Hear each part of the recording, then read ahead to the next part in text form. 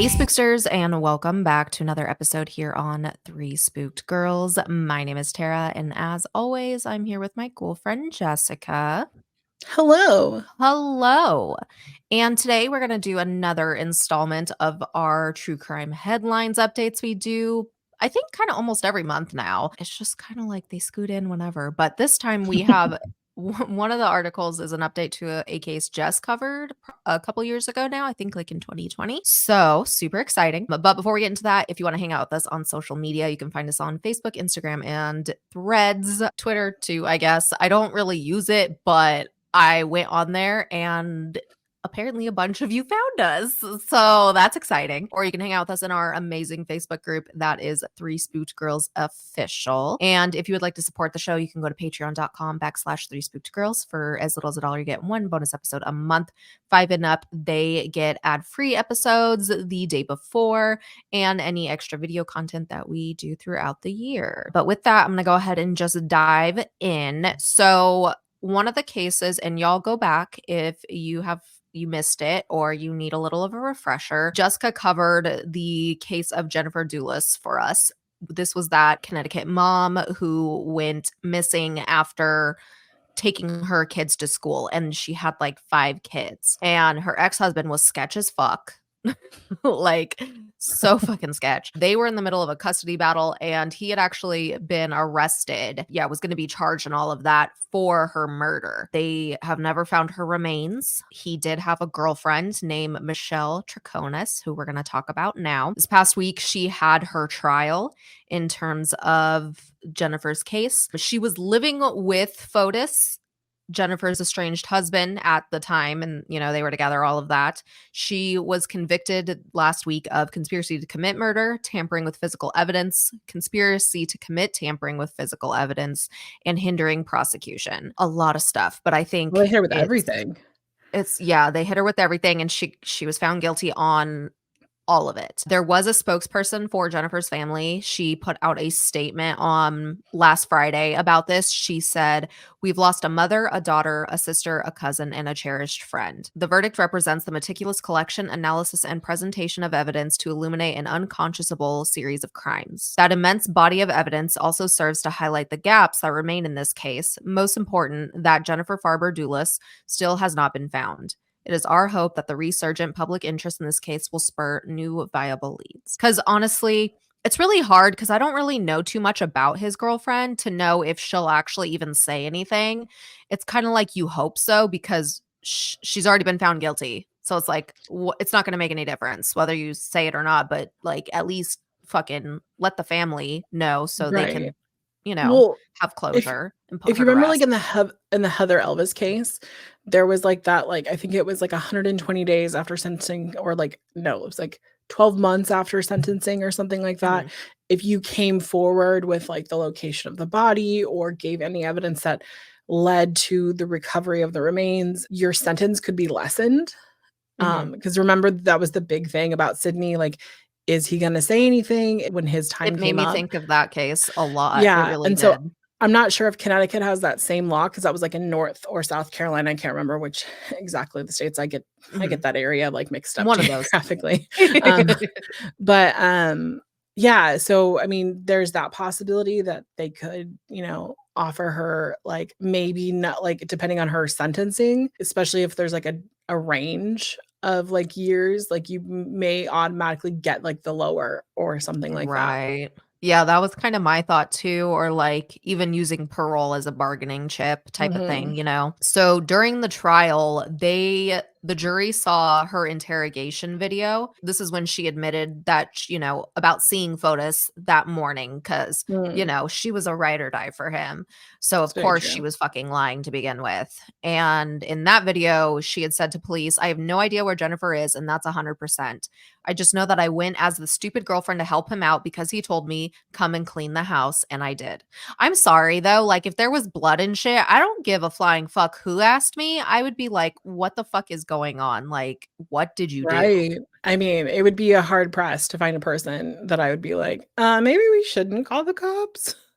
Like, Right? And it's just it makes me so mad because in my opinion, is like pushing off responsibility to not only Fotis, she tried to justify her actions because she said she told them also that he said Jennifer was a monster and that he hated her. I'm like, that still doesn't justify Right, murder.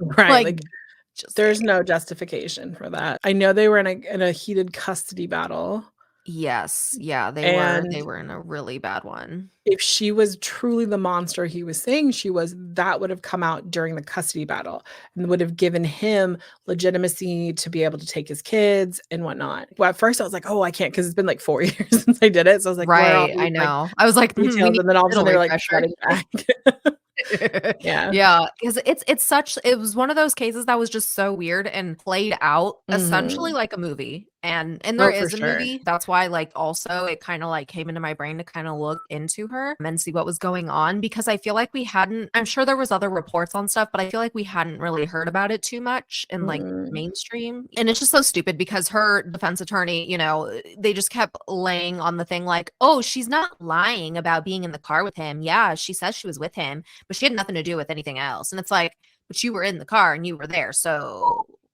what Like, does that make you an you accessory?" could potentially know and be you could have been more helpful, like, when she Exactly. went missing and like, right now it's 4 years later, and I'm like, "What was the details of this story?" And same with the person in the car, like, you may have smelled something, or you may have seen something in the back that didn't look right, or he Mhm. was acting weird. And wives and significant others and whatever, partners, everyone encompassing in a relationship. You have to get over the whole protect your partner thing because somebody's life was taken. At the end of the day, like, do better by the Exactly. person who's gone and be like, "I tried my hardest to make sure that you were found, and if this cost me this relationship, it's probably not the relationship you should be in." Yep. And I really liked the closing arguments that the prosecution had. The prosecutor is Michelle Manning, and she said in her stuff, there's blood spatter throughout the garage, throughout the entire undercarriage of two cars,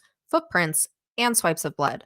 Her blood soaked shirt and bra thrown out, along with zip ties, sponges, and duct tape. Make no mistake, this was a deliberate, intentional murder. Jennifer is dead, and Fotis and Michelle Troconis intended that to happen. They agreed to work together to make it happen. This trial is very simple. It's about a conspiracy and about a cover up. It's about Michelle Troconis' actions and how she and Fotis conspired together to murder the woman who was standing in their way. The prosecution went on to say the frustration turned into anger and hatred. Listen to her own words in the police interviews, how she described Jennifer. Someone she has never met. She described her as manipulating, angry, toxic. And then, of course, the defense gets up there and they said, whatever Fotis Dulos' role was in the disappearance, I'll say that the likely death of Jennifer Dulos, likely death, her blood was everywhere, first of all. Michelle Troconis did not know. She did not know that Fotis planned to harm her. Okay. There was nothing to suggest that Michelle would even think that Fotis was capable of doing anything like that. And this is not Fotis's trial. Because it's Michelle Troconis's trial to convict her, you must find beyond a reasonable doubt that Michelle conspired with Fotis, not just to cause harm to Jennifer, but to murder her. Except for the fact that even if she didn't, like, let's say she walked into a crime scene and was like, "There's blood everywhere," she didn't immediately call the cops. No. And then he wrapped up with saying, you have to find, beyond a reasonable doubt, various elements that Michelle was a part of the plot to get rid of evidence, some microscopic, some in opaque garbage bags, but that she knew what was in it, knew its purpose, and what she did was the same exact intent as whatever Fotis had planned. Well, it's like you can't play stupid. You're gonna know when Right. there's body parts. So, like I said, she was found guilty and they set her bond for $6 million cash surety. And the state requested additional conditions, which the judge granted, and that was house arrest, electronic monitoring, and surrendering her passport. So she's not a flight risk, obviously. And we will have more updates in May, June-ish time for you because currently her sentencing is set for May 31st. So I'll be Wow. interested to see what happens between now and then. For sure. And I wonder if, like, because, like, this would be an interesting time, like, that gap between, like, March and May, where if she comes forward and is like, "Hey, I got info. Here it is." So, this next case, the headline reads Mom who left toddler alone for 10 days at home to go on a Caribbean vacation pleads guilty to murder. And this case Just takes can't. place in, I know. Like, what the fuck did you think was going to happen? Crystal Candelario, age 32, a Ohio mom, and she straight up left her little baby all by herself, Mm. and she went. Not only did she go out of state, she went out of the country, and this baby was by herself. Just recently, Crystal did go to court and she entered guilty pleas for one count of aggravated murder and one count of endangering children. She was acquitted of 2 counts of murder and 1 count of felonious assault. So this all transpired back on June 6th of last year. And Crystal left 16-month-old baby Jailyn alone and unattended at their house. She went to Detroit, Michigan, and then she went to Puerto Rico. And she did not get back home until June 16th. And that morning that she got home, she found baby Jailyn unresponsive and called authorities. And Jailyn was pronounced dead as soon as first responders arrived. There was an investigation done by the Cleveland Police Department's homicide unit. They revealed that Jailyn was extremely dehydrated at the time of her death. They also stated that she was found in a pack and play on a liner soiled with urine and feces and soiled blankets. And she was arrested the next day, so June 17th, and that's when she was charged. She was also terminated from her position as building substitute at Cleveland Elementary School, Citizens Academy, Glenville, after this arrest, of course. And school officials put out a statement and said, "This case is one of those truly unimaginable cases that will stick with me for many years to come." This is from the prosecution, my bad. "As prosecutors, it is our job to represent the victims, and today we spoke on behalf of 16-month-old Jailyn, who is no longer with us due to the selfish decisions her mother made. This conviction today is the first step towards justice for Jailyn." And her sentencing is scheduled for March 18th, so that's going to be coming up quick. Mhm. And per Ohio state law, she is facing life in prison, which it's Good. like, good. What the fuck did you think was going to happen? I am baffled Like, okay, like, Casey Anthony 2.0 what the actual fuck? Like, what did you think was going to happen? Like, you left a toddler and a pack and play. for a week and a half. Right. Let's just say that mom left plenty of food and water and all within reachable, like, we're talking, like, what if a fire had broken out? What if a burglar had come in and kidnapped her? I mean, which probably, maybe the burglar would have taken the baby to a fire station. That would have been a great option. I get that, like, people wanna go on vacations, but when you have a child, like, the safety of your child comes first, and you just Exactly. don't go on your vacation, and that does, like, Or I'll admit take that, them with you. under 2 years old, you don't I don't know about international, but, like, a lot of airlines, like, under 2, It's you free. don't it's free, like, they sit on your lap. Exactly. So she was just being selfish and a fucking monster. Makes me so sad. Right. I Hurts my know. heart, actually, so Yeah. much. I know. Same. And it's just like, she gonna get what's coming to her in prison. Let's just be real. Like, I don't know if anyone's been severely dehydrated before, but it is like it's so terrible. It's Oh, literally yeah. so terrible.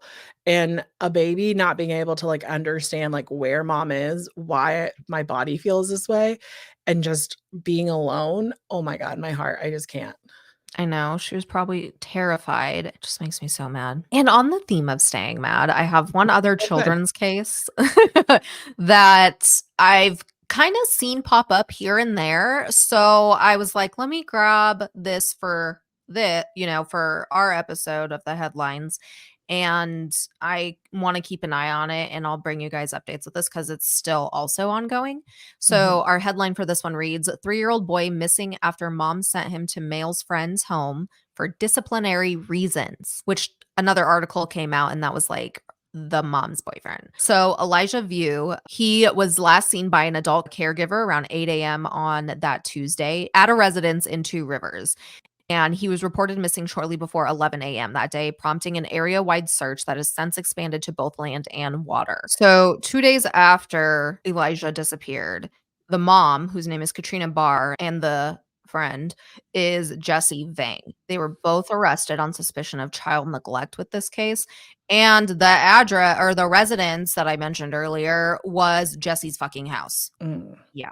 Now, during a bail hearing last week, the prosecution stated that Katrina, the mom, intentionally sent that child for more than a week to the residents. She was aware of the tactics used and the lack of care provided. This was an intentional thing by her. And she also lied to authorities at least 2 times about where her whereabouts were when they were, trying to fucking find her. They have her set on a $15,000 cash bond on suspicion of being party to the child neglect. And then Jesse was held on a $20,000 bond on suspicion of child neglect related to his lack of care or disciplinary tactics. At the time of his arrest, he was also under federal supervision on unrelated charges. So that's cool. Interesting. Great guy. So Super trustworthy with children. he has previous charges for these 3 things, and just knowing these 3 things, you would not be in my fucking life with my child, just saying. Mm-mm. So, some of his charges that he's had in the past include aggravated battery, disorderly conduct, and child abuse. That stupid man probably gave a baby mama story. And they're gonna go back to court, I think, this coming week. So we'll kind of see how it goes as far as that. And authorities said, we're not going to rule anything out. We're not going to put blame on one particular person and say they did this or that when nobody really knows anything yet, which is fair because, you got Mhm. to get all your evidence and find out the facts before you can fully say what's going on. And they've They're been still the looking. hella part of it, though. Oh, for sure. They are still looking for him. There's a lot of wooded areas and whatnot in this area that they live in. So they are doing all kinds of sweeps trying to find Elijah. His grandma and his aunt they were both kind of the front line of everything when they were talking. His aunt had said, "We cannot express the depth of our sorrow nor the desperation that consumes us as each moment passes without news of Elijah's safety. Every day without him, it feels like a piece of our hearts are missing. We long to hear his laughter, to witness his curiosity, and to feel the warmth of his embrace. The emptiness left in his absence is a void that cannot be filled by anything else." And they addressed the baby directly and said, "If you can hear us, know that you're deeply missed and loved, and we will not rest until you're safely back in our arms." Jesse, interesting enough, was the one that called 911 to report him missing that day. That is an interesting fact. Uh-huh. I thought it was too. So Well, on the day that Elijah went missing, Jesse said that he got his own son ready for school and saw Elijah still sleeping. And the 2 of them had breakfast later. Jesse said he went back to sleep, and when he woke up, Elijah was missing. Like, okay. you went to sleep with a 3-year-old in the house. Uh-huh. What was the 3-year-old doing? Right, exactly. And some interesting stuff that Katrina said to authorities. She said that Jesse was the enforcer of rules in the relationship, and that some of disciplinary measures included praying, saying he was sorry, and memorizing rules of conduct. This kid is 3, just saying. And this last one. She reportedly told the cops she wanted Jesse to teach Elijah how to be a man. It's 3. He's fucking 3. And apparently, this disciplinary setup was basically essentially like set up like a boot camp, he said. He told police he gets pretty tired from, I guess, from like standing too. And when Elijah tried to sit down, Jesse would ask him if he wanted cold water. He would give the baby cold showers as a form of punishment. He's Yep, 3. He got little exactly. legs. He disproportionate in size. And the owner of Ross Auto Service in Two Rivers shared an image with news outlets of Elijah at the shop with Jesse a few days before he was reported missing. 4 days, actually. So that's the last time anyone saw him. That store owner said, there was nothing unusual at the time. There was no red flags or anything. But as soon as he saw Elijah was missing, he went straight to police. But they also added that for anyone in that area, Elijah is 3 feet tall, has dark blonde hair and brown eyes, and weighs about 45 pounds. He has a birthmark on his left knee. His Amber Alert is still active, and anyone with information is urged to call the number 1-844-267-6648. And that, again, is a case in Wisconsin. So if you are in that area, please be on the lookout. It's just so heartbreaking because we see way too many cases like this. All right. Well, that is going to go ahead and wrap us up for today for our updates on true crime headlines. Let us know your guys' thoughts in the comments if you're watching this on YouTube, or if you are listening, let us know in the Facebook group. But with that, we will go ahead and sign off, and we will see you guys back here on Thursday. Bye, guys. Toodles.